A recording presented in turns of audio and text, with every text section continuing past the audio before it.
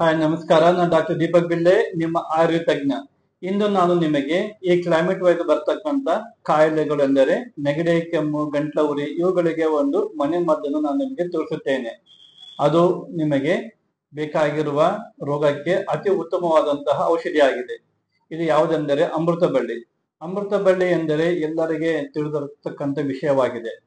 ಅದು ಅಮೃತ ಎಂದು ಕರೆಯಲು ಕಾರಣವೇನೆಂದರೆ ಅದರ ಕಾಂಡವನ್ನು ನಾವು ಎಷ್ಟು ದಿವಸವಾದರೂ ಮನೆಯಲ್ಲಿ ಇಟ್ಟು ಮತ್ತೆ ಅದನ್ನು ನಾವು ಭೂಮಿಯಲ್ಲಿ ಹಾಕಿದಾಗ ಅದು ಮತ್ತೆ ಚಿಗುರು ಒಡೆದು ಬಳ್ಳಿಯಾಗಿ ಬೆಳೆಯುತ್ತದೆ. ಅದಕ್ಕಾಗಿ ಇದನ್ನು ಅಮೃತ ಬಳ್ಳಿ ಎಂದು ಕರೆಯುತ್ತಾರೆ.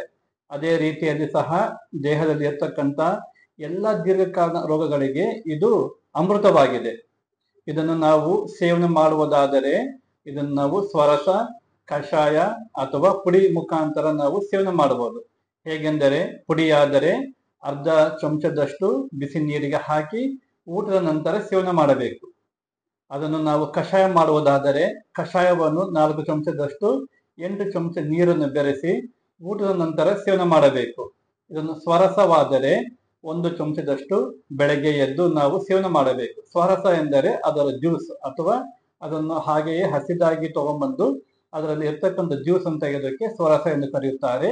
ಇದನ್ನು ಬೆಳಗ್ಗೆ 1 ಚಮಚದಷ್ಟು ಸೇವನೆ ಮಾಡಿ ನಾವು ಇದನ್ನು ನೀರು ಕುಡಿಯಬಹುದು. ಇದೇ ರೀತಿ ನಾವು ಸೇವನೆ ಮಾಡುವುದಾದರೆ ಎಲ್ಲಾ ದೀರ್ಘಕಾಲ ರೋಗಗಳಿಗೆ ಇದು ಅತಿ ಉತ್ತಮವಾದಂತಹ ಔಷಧಿಯಾಗಿದೆ ಮತ್ತು ನಮ್ಮಲ್ಲಿ ಇರ್ತಕ್ಕಂಥ ಅಲರ್ಜಿಯನ್ನು ಸಹ ಇದು ಕಮ್ಮಿ ಮಾಡುತ್ತದೆ. ಅದಕ್ಕಾಗಿ ಇದನ್ನು ಬಲ್ಯ ಮತ್ತು ರಸಾಯನ ಎಂದು ಆಯುರ್ವೇದದಲ್ಲಿ ವರ್ಣಿಸಿದ್ದಾರೆ.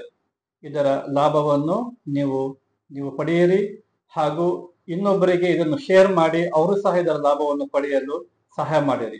ಈ ವಿಡಿಯೋವನ್ನು ಲೈಕ್ ಮಾಡಿ, ಶೇರ್ ಮಾಡಿ, ಸಬ್ಸ್ಕ್ರೈಬ್ ಮಾಡಿ. Thank you.